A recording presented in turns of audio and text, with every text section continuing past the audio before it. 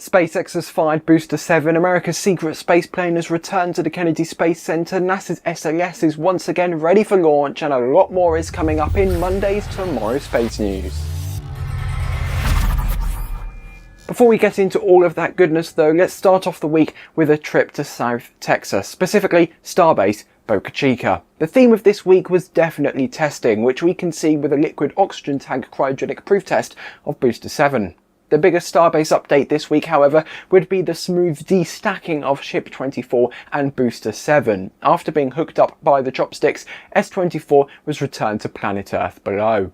After completing an ambient temperature pressure test, ship number 25 was removed from the suborbital pad, which nowadays is just used as a test stand, and placed onto a transport stand. Shortly after, it was rolled to the production site, presumably for the installation of 3 sea-level Raptors and 3 vacuum-optimised Raptors. Once Pad B had been freed up, Ship 24 was taken over and placed onto the mount. Once Booster 7 was left to its own devices, a spin prime test of multiple engines was conducted. We were hoping for a static fire, and there's a good chance that SpaceX could have just aborted at the last minute. Booster 7 did deliver on Monday, however, igniting multiple Raptors for a respectable amount of time. During editing, Elon Musk confirmed on Twitter that 14 Raptor 2 engines had been ignited, doubling SpaceX's total from their last static fire, which was just 7.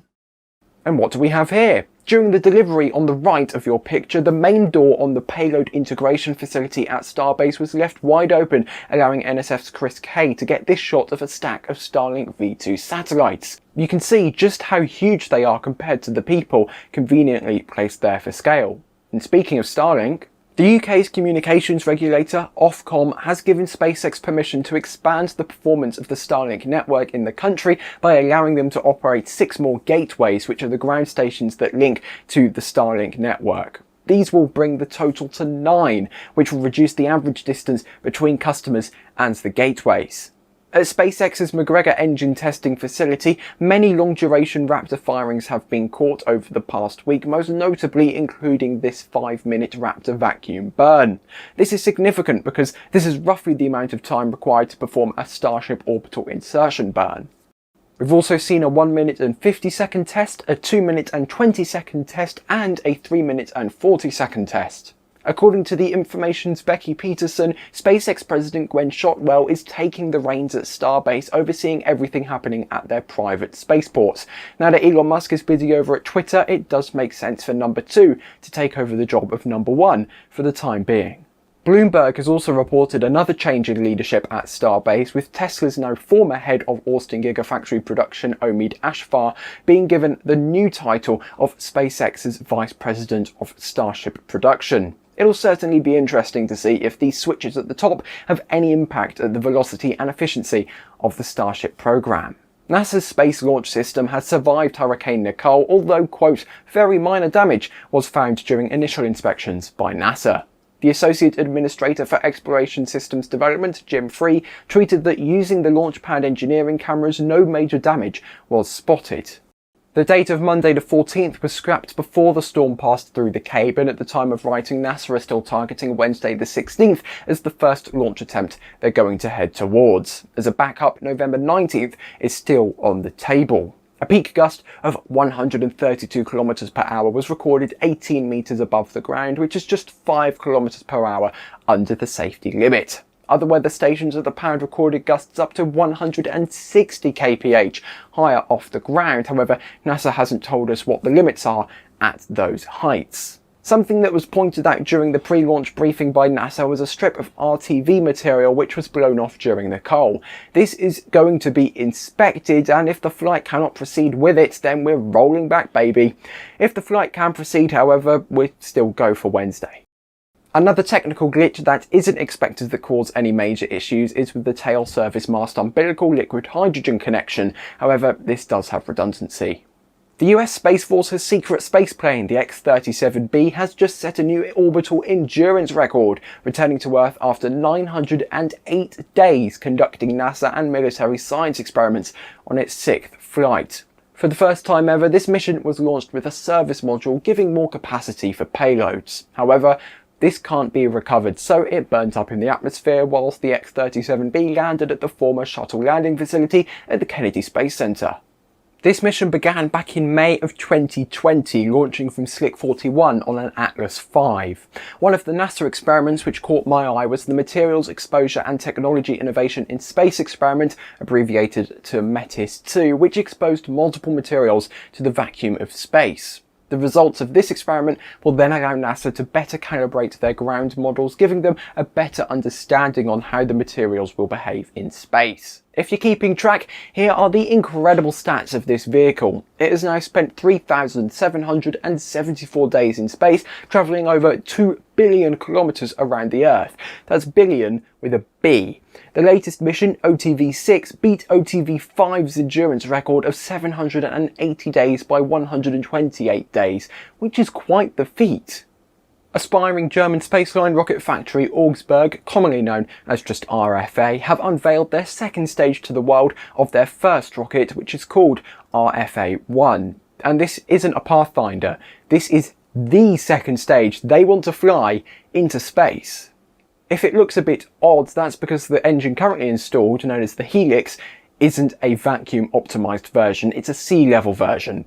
After the test campaign, which is coming up for this stage, is completed, the vacuum engine will be installed before the flight, which is heavily speculated to be commencing from Saxrud Spaceport on the tip of Shetland in Q4 of 2023. Just like with their previous testing regimes, RFA will be driving up to the Swedish Space Corporation's facilities in northern Sweden, where they'll be pushing their second stage to its limits over the next 6 months.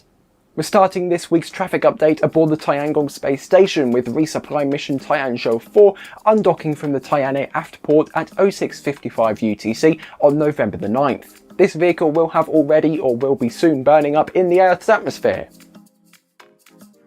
After that space station departure, we had an ISS arrival with Cygnus NG-18 being captured by the Canadarm at 10:20 Universal Time on Wednesday.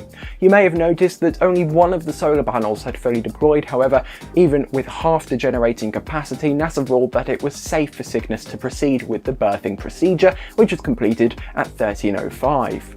Next up, on Thursday the 10th, the final ever Atlas V out of Vandenberg was lifting off Launch Complex 3 East at 09:49 UTC, carrying the Joint Polar Satellite System 2 for NOAA and alofted NASA's low Earth orbit flight test of an inflatable decelerator. After the former was successfully placed into its sun-synchronous orbit, the latter was inflated and re-entered the Earth's atmosphere. After inflating its parachute, the inflatable heat shield splashed down in the Pacific Ocean near Hawaii. With the success of this test mission, the technology is ready to be applied to future crewed and robotic missions to places with atmospheres, such as Mars. China launched twice over the past week. Firstly, it was Yunhai 3, a satellite which has been reported to research the atmosphere and environment. This launched at 22:52 UTC on Friday, the 11th of November, from Launch Complex 9A at the Taiwan Satellite Launch Center. The next day, the 12th, at 02:03 Universal precisely, the resupply mission Tianzhou 5 was launched by this Long March 7 from LC-201 at the Wenchang Satellite Launch Center on Hainan Island. After obliterating the 3 hours and 3 minutes Soyuz speedrun time, the cargo vessel arrived at the Tiangong space station just 2 hours and 7 minutes after launch, docking to the aft port on the Tianhe core module at 04:10 UTC the same day, setting a brand new world record. SpaceX are making the traffic segment this week right at the end with their 52nd flight of the year. This guarantees an average of 1 flight per week for this year, which is just insane. For this flight, Falcon 9 was carrying Galaxy 31 and Galaxy 32 for Intelsat, which are 2 more satellites designed to free up space from older satellites on the 300 MHz spectrum, which is used for 5G.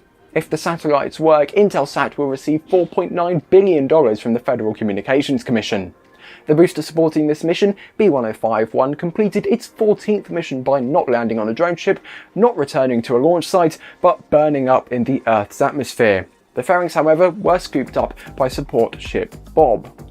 Coming up over the next 7 days, ABL Space Systems are debuting their brand new RS-1 rocket from Kodiak, Alaska. China is flying Yaogan 3403 on a Long March 4C from Jiuquan. Artemis 1 is launching on the Space Launch System on Wednesday. Also on Wednesday is a Ceres 1 from Galactic Energy with several Zhilin 1 satellites. Thursday we'll see Starlink Group 2 Mission 4 from Vandenberg, and Sunday we'll see Eutelsat 10B, also on a Falcon 9 from the Cape. Before we end up the show, and as I catch my breath, thank you to all of the citizens of tomorrow who helped to keep the lights on aboard Station 204. In return for their kindness, these lovely folks get access to Space News scripts as they're being written, our members only post live show hangouts, and much more. If you want to, and only if you want to, you can head to join.tmro.tv or the join button below.